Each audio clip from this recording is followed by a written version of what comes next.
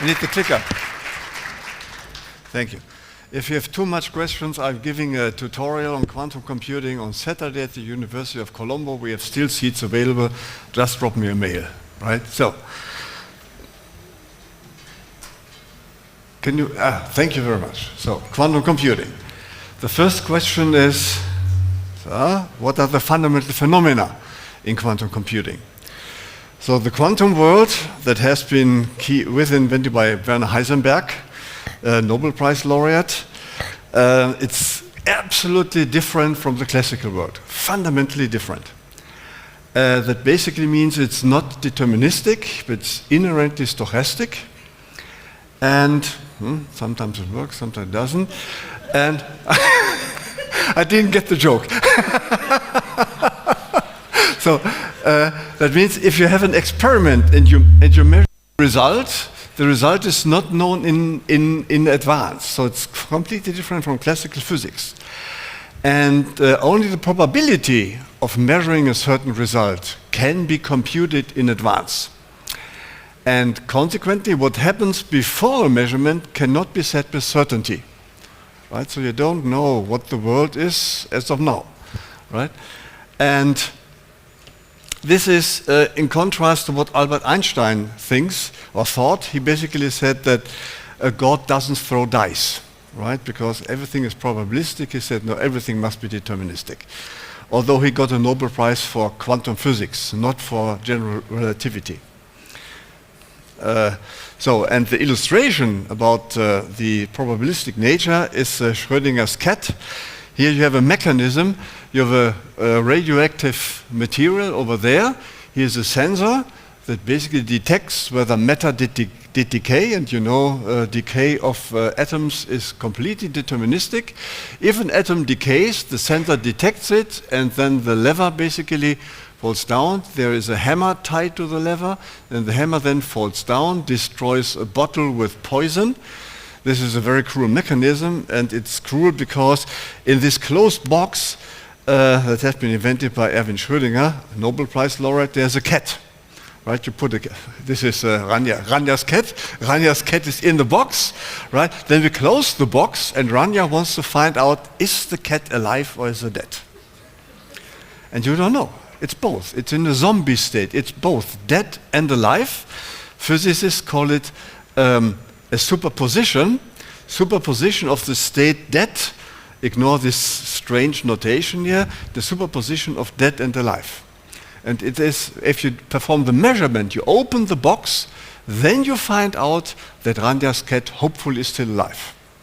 Right? But as long as the box is closed, Ranya is nervous because she has a zombie cat.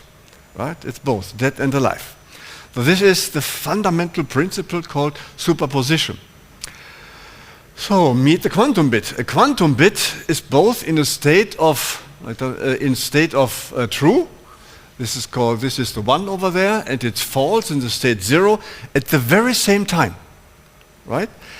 That means a quantum bit is in the superposition of being true and false. And we write it as a linear equation. So Sanjeeva this morning gave a nice introduction into linear algebra. You all have that consumed, right? So it's a linear combination of the state 0 and true. And, come on. Okay. And because at the end, if you measure either a 0 or a 1, that basically means that Q is a vector of length 1, because the modulus of alpha squared plus the modulus of alpha of beta squared must be 1, because at the end you measure something. So the probabilities in total must be 1. That means the qubit is a vector of length 1 on this unique circle, right? That means they sum up to 1. So this is here the length of Q equals to 1, right? Simple. But in fact, it's a bit more complicated, because although I've drawn it on a unit circle, in physics it turns out that alpha and beta are complex numbers. So each number is a two-dimensional beast. That basically means a qubit is not living on a circle, it's living on a three-dimensional surface in four-dimensional space, because two complex numbers sum up to a four-dimensional thing, right? But luckily, you can't imagine what a four-dimensional thing is, otherwise you are insane, right? That basically means, but there's luckily you can write this down in polar coordinates, and then you get something that's called the Bloch sphere. Bloch is another Nobel Prize laureate in quantum physics, and that basically means that you substitute the unit circle by a sphere, a unit sphere. So a qubit is a point on a unit sphere, right? And it turns out that the false value is the North Pole and the truth value is the South Pole, and then, so this is then one of the other sources of the power of a quantum bit, because a bit, as we know it as of now, has two possible values. Either it's true, 0, or it's false, 0, or it's true, 1. But the quantum bit is any point on this two-dimensional sphere. That means the quantum bit doesn't have only two potential values, but then uncountably many potential values, right? This is you get a sense where the power basically comes from. And then you can, like you build a register out of regular bits, you can build a quantum register out of a bunch of quantum bits, right? That basically means if you have n qubits, there is the superposition of a quantum register of 2 to the power of n values. So all qubits could be in state 0, then you have this beast here, or the first one can be in the state 1 and the others can be 0 and so on. That means you have 2 to the power of n different combinations, right? And again, if you have the number of atoms in the universe is known to be less than 10 to the power of 90, you can rewrite it here, 10 to the power 3, power 30. This is 10 to the power 3 is less to 10 to the power of 10. So this is 2 to the power of 300. That means if you have 300 qubits, in order to simulate such a quantum register, you need to turn each and every atom of the universe into a regular bit in order to simulate it, which obviously can't be done, right? That basically means, and IBM, we are computing, if I put my university hat on, we are working with IBM's computer that has 412 qubits in the meantime, right? And all these values are manipulated in a single step, right? All these values, all the numbers, all the atoms in the universe are manipulated in a single step of a quantum computer. And this is called quantum parallelism. It's a huge power, right? Superposition immediately guides you to quantum parallelism. But the real miracle comes with something that is called entanglement. So basically I have two qubits here in this case, and then they can be entangled. Right? They are somehow correlated, and that means the following. If I substitute in an analogy the qubits by two dice, right? I can pull the two dice, they are now entangled, I can move them apart into arbitrary distance, and then I roll the black dice. Right? And immediately, when I saw the face that the dice was, immediately the face of the red dice is also with the same face. And they can be arbitrarily far apart. This can be in Andromeda galaxy, and this can be on Earth. Immediately, in the very same second, in the very same micro-femtosecond, they do show the same result. And this is a phenomenon that is unique for quantum computing. You can't simulate it at all. And every quantum algorithm that shows an exponential speed up, and there are a bunch of algorithms that have an exponential speed up, must exploit this miracle entanglement. Right? So entanglement is the real secret of the power of quantum computing. It has been invented by Einstein, Podolsky, and Rosen, so they detected it, they published a paper, and Einstein said, this is now the counter-argument against this damned quantum physics. Remember, he got a Nobel Prize for quantum physics because he said, this can't be, because if one dice is on Earth, the other is in a faraway galaxy, the communication is limited by the speed of light. Right? This is my Einstein's general relativity theory. How can it happen that something communicates faster than the speed of light? And he said, this is now the death of quantum physics, and no, it was the origin of the real power of quantum physics. So the consequence is These new phenomena that are described in so far allow algorithms that solve many problems faster, with higher precision, with operational properties and so on, and I dive into a couple of details of what is happening here, than classical algorithms. So they are often faster, often more precise, and they have capabilities that you can't even have in classical computing. So the impact of these phenomena are that you can solve several problems that you cannot solve efficiently on a quantum computer. You can solve them faster with higher precision on a quantum computer. That means there are polynomial algorithms known for which classically you only have exponential algorithms available. That means you can solve problems that you can't solve on today's machines. And And this enables new business models and new applications, and I mentioned a couple of them. So what are the principles of a quantum algorithm? So, quantum algorithm, this is Heisenberg's pointer. So you have the quantum bit. A quantum bit is a point on this Bloch sphere, a sphere of length 1. And so here's my quantum bit, and if I manipulate the quantum bit, I rotate the quantum bit on this Bloch sphere, because the result is another state, that means another vector of length 1, that basically means I have an operation that turns a vector of length 1 into another vector of length 1, that is a length-preserving map, and mathematicians call it a unitary map. Right? That's a unitary map. That basically means if you combine unitary maps, right, you get again a unitary map. A combination unitary map is another unitary map. That means a quantum algorithm is a unitary transformation of a quantum register. Right? Very, very simple, quote unquote simple. Right? All you need to understand is complex linear algebra and complex vector spaces. So what are quantum circuits? As I said before, an algorithm can be expressed as a series of manipulation of single qubits, individual qubits in a quantum register, and manipulation of two qubits jointly. Right? This is at the end, any unitary transformation can be expressed with these two kinds of operators. This is then called a quantum circuit. And the quantum circuit is drawn graphically. You have the horizontal lines, these are the qubits, and then you have this single qubit manipulations. They are drawn as squares, right? They manipulate individual qubits, and then you need operations that manipulate two qubits jointly, right? They are called controlled knot operators for the specialists. And the shorthand notation is, I subsume this by a unitary operation, and these are here the qubits, the vertical lines.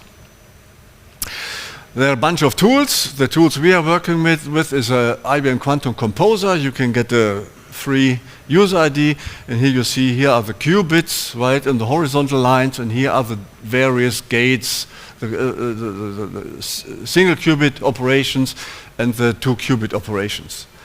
And then you see something that I'm going to explain next. So in order to manipulate real-world data, what you need to do is you need to have classical data that you want to analyze, manipulate, and you need to pump them into a quantum computer. How do you do that? You do something that is called state preparation. You generate out of your classical data a quantum circuit that is called the state preparation circuit that turns classical data into a quantum state. Right, into qubits, into a qubit register, right? And then you let the state preparation run, and then you get a bunch of qubits. They are entangled. They are now in a quantum computer.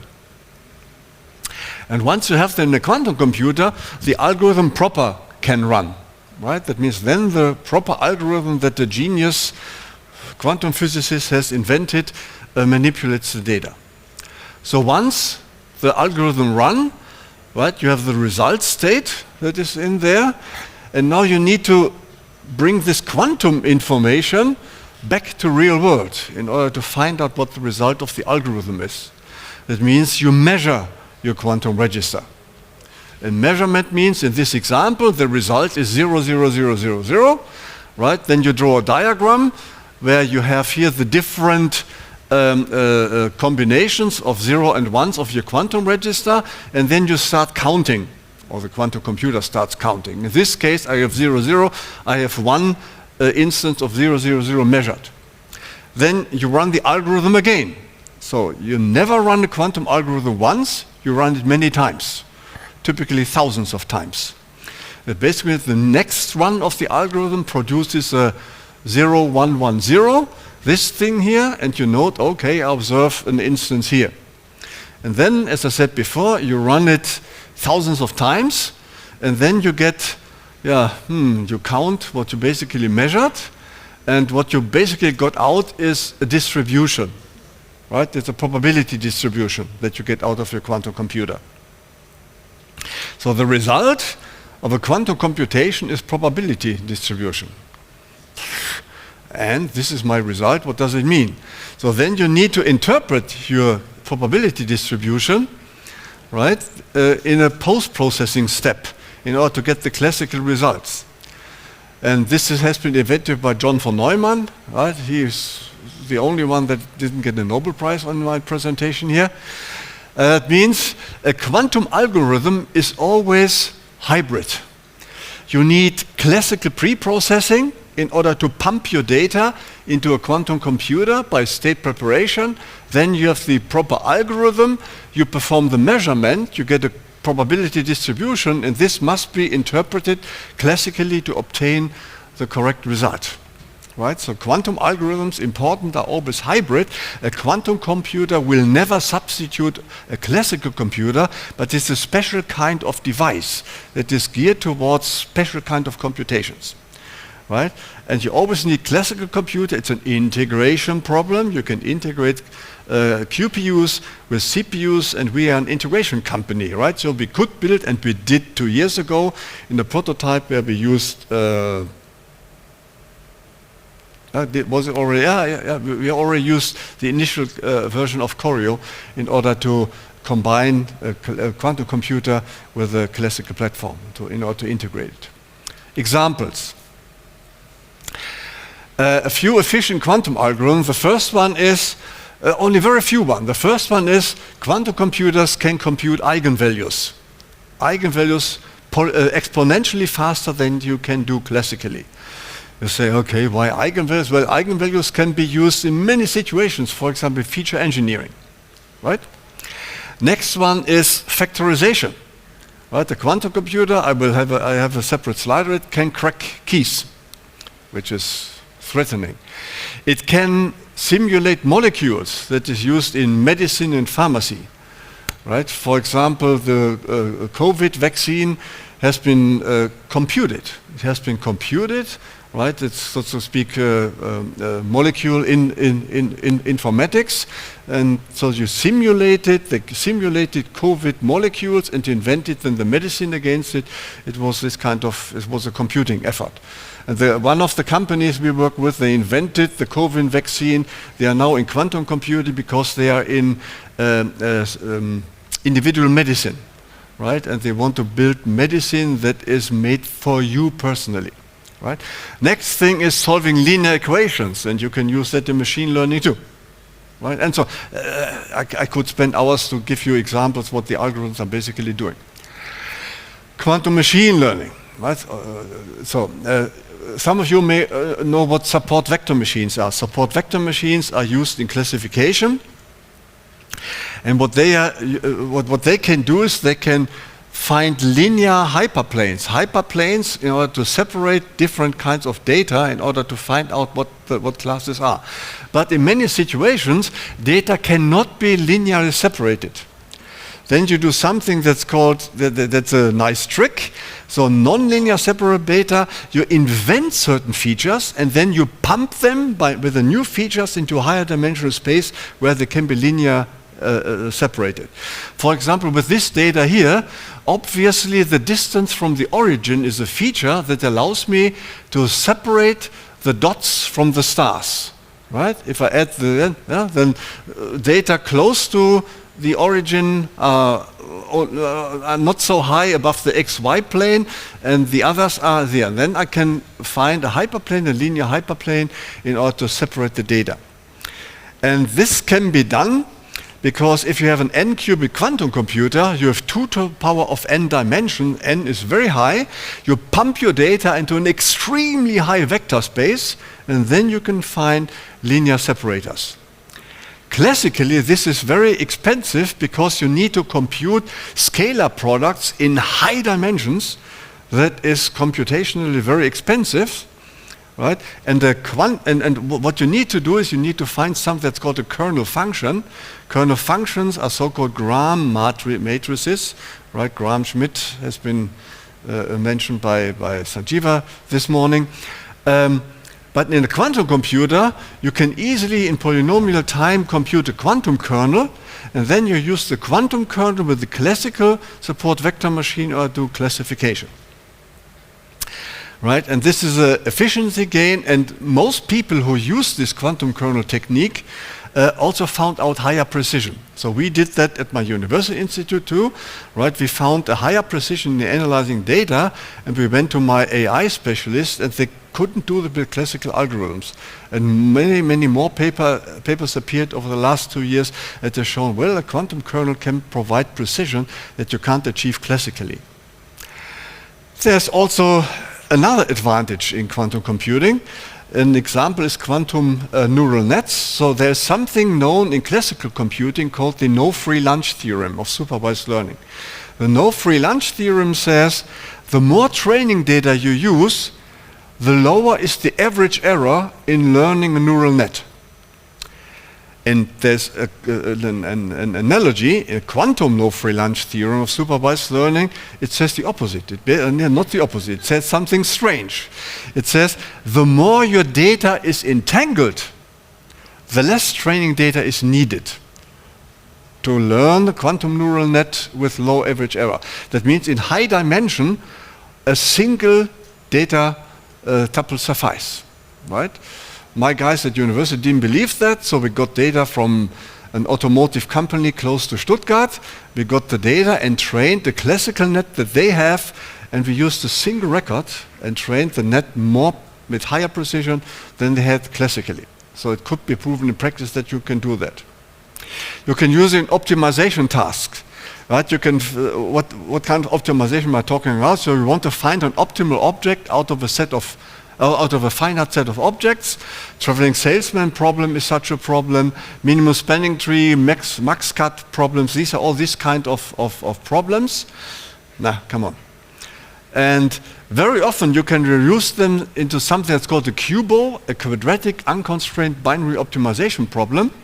For example, the max cut problem. The max cut problem is underpinning a lot of computational problems that we have in everyday practice. It means you have a graph, and the job is to split the graph in 2 kinds of nodes so that the edges of, and then you count the edges that connect different colored nodes. This is a cut, and you want to have a maximum cut. That means you want to split the node set such a way that the number of edges that are crossing different nodes are a maximum. And you can what it basically means is you have this quadratic, so if you multiply this out, you have quadratic terms here. I'm not diving into the details. So the max cut problem is this kind of a problem here. And there are a speed up in certain problem classes, right? You cannot speed up exponentially each and every max cut problem, but certain classes can be solved exponentially faster. But the high number of clauses, the number of clauses is limiting classical computing, and in quantum computers you can because of the number of qubits, the high dimension that you basically have, right? It can be proven that more than 400 clauses can't be solved classically on a supercomputer, on a huge cluster. Beyond 400 clauses, you need a quantum computer. Okay. So there are not only exponential speed up are relevant. Sometimes you also have polynomial speed ups like brute force attack. There's a quantum algorithm for unstructured search called the Grover algorithm that shows a quadratic speed up. So find a needle in a haystack. Oh, this is the other non-Nobel Prize laureate. It's an Indian physicist, Luv Grover, right? He invented this Grover algorithm, right? That means, based on this Grover algorithm, you have a quadratic speed up in unstructured searches, like, for example, finding cycles in graphs, but also you can use it to crack symmetric keys. Because you are quadratically faster, right? You need to increase the key sizes in symmetric key encryption. So the AES, like protocols, if you take a look at Grover algorithms, you need to double the size of the keys in order to maintain the same level of security based on Grover attacks. But it goes even worse. The threat you have in quantum computing comes from computing prime numbers, an algorithm invented by a person named Peter Shor, right? He found a quantum algorithm that can compute prime factors in polynomial time, something that you can't do classically. We only know exponential fast algorithms to factorize numbers, but this is a polynomial algorithm, right? And in fact, this algorithm can compute something that's called discrete logarithms, and discrete logarithms can be used to crack elliptic curve cryptography. So all the mechanisms we have today, their RSA is based on prime factorization, and their elliptic curve cryptography, they are theoretically broken and practically broken in a few years, right? What does it mean in few years? So this threat has been detected by many government organizations and so on, and they kicked off a standardization effort in order to come up with security mechanisms that are safe even when cryptographically relevant quantum computers are available. And the rescue is called lattice-based cryptography.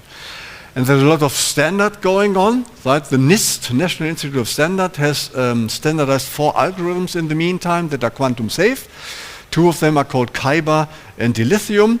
There are open source implementations already available, done by a consortium that encompasses IBM, Google, Amazon, and so on. And they standardize this lattice-based algorithm can't be cracked as of today. Right? There is no known quantum algorithm and no known classical algorithm that can crack these lattice-based cryptography algorithms. But there's no guarantee that these mechanisms can't be cracked in some future time. But as of today, we are safe. But the NIST has a continuous standardization process. They roll out algorithms every couple of months, because if one of the algorithms is basically cracked, here's a new one that is not yet cracked. Right? This is the bet that we are currently doing. And we are already acting, right? You have a couple of colleagues. Among them is Udara, who is actively working on that stuff. There's work underway, right? The communication between Ballerina services is about to become quantum safe, right? There's a crypto API we have in Ballerina that supports post-quantum cryptography. Udara also worked with the identity server team and Ascadio to become quantum safe. So inbound, outbound communication is quantum safe. The data is stored, quantum safe, the transmission of tokens, and so on. What is open is impact on our verticals, finance, health, government. There are a few companies out in the health area that claim to have used post-quantum cryptography implementations in order to make health data safe, right? And we need to publish that too, right? Because we have a health vertical, we have also finance there. So should we sit together, write a paper, use what we have done in order to make a big announcement that our products are quantum safe, even the verticals. So closing, 30 seconds. Takeaway is quantum computing is fundamentally different from classical computing. It's not today's computing on a new device type, but it's inherently very different computing. The powerful quantum computers will be likely available in a couple of years. There are very minor, a very small community left in the physics community. They say quantum computer won't exist at all. Most people say they will exist in 10 to 15 years. The companies I'm working with, they are called IonQ, IBM, AQT. They build quantum computers. We have access to them. They have nice quantum computers available, but 400 qubit is nice. They are noisy, so you can't crack keys on today's machines. But a group around IBM and IonQ, they published a paper that end of this decade, this is 5 years, right? They can Shor's algorithm run on their computers and crack any key. That means we don't have too much time as a community to become quantum safe. So the learning curve is steep. If you are very good in linear algebra and complex vector spaces, it's okay. But start learning now if you want to discuss impacts on our products. And one impact to discuss is the vertical stuff, right? And are there chances to build new features, new products, and so on, right? If you're interested in the subject, I'm around, I'm available. You're frank at WSO2.com, and send me a mail at frank.wso2.com if you want to attend the 4-hour tutorial on Saturday afternoon, right? So, thank you very much. Oh, there's a final quote, I like that, by Enrico Fermi, also Nobel Prize laureate. He basically said, now I'm still confused, but at a higher level. This is important. Yeah? Okay, thank you very much.